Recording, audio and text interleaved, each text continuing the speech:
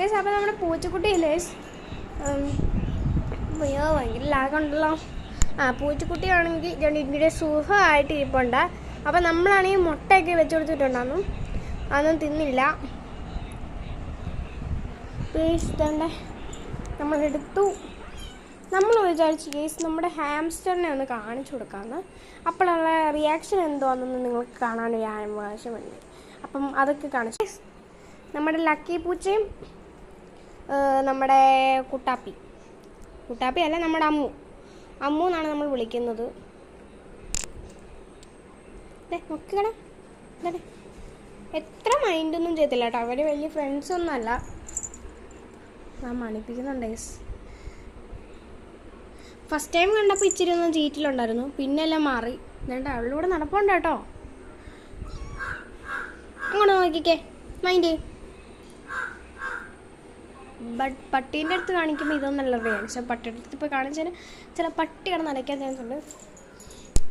ഇവനെന്ത് ഇങ്ങനെ പോന്നേ മണ്ടായിരുന്നു. പക്ഷേ ഇപ്പോൾ കൊള്ളാമല്ല ഗൈസ്. നമുക്ക് എന്തായാലും ഉള്ള കൂട്ടിയിടാം. ഇനി ഗൈസ് നമുക്ക് പട്ടിയുടെ കൂടെ ഇരിക്കുന്നൊന്ന് കണ്ടാലോ? അത് കാണാതിരിക്കുന്നതന്നെ നല്ല. ഗൈസ് നമ്മൾ പട്ടീനെ കാണിച്ചു നോക്കണം.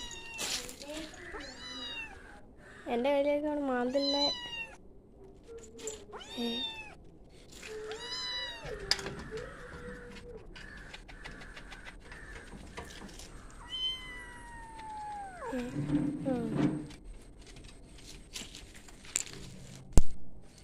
നോക്കട്ടെ ഗൈസ്.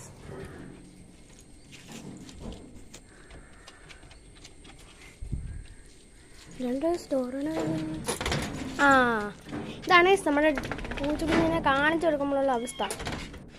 നല്ല പഗ്ഗീനോ ഡോറേനോടാണെന്ന് തോന്നുന്നു കുറച്ചോട്ട് ദേഷ്യം വരുന്നത്. ബാ പോട്ടെ അവളെ ചേച്ചിക്കാണ് ചിലപ്പോൾ താരം വീണത്.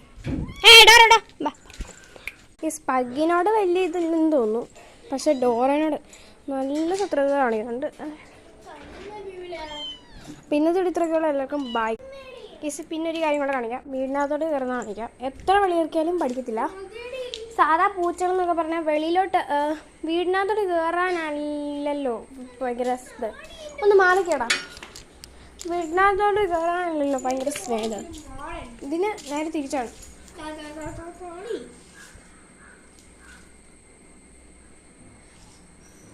ഇതാണ് ഇവിടുത്തെ അവസ്ഥ. കയറി ഓടിച്ചെന്ന് പോയി അവിടെ കിടന്നു. ഇനിയുള്ള കാര്യങ്ങളൊക്കെ നമ്മൾ കണ്ടില്ലെങ്കിൽ മോശമല്ലേ. അപ്പോൾ ഇന്നത്തെ വീഡിയോ എല്ലാവർക്കും ബൈ ഗൈസ്.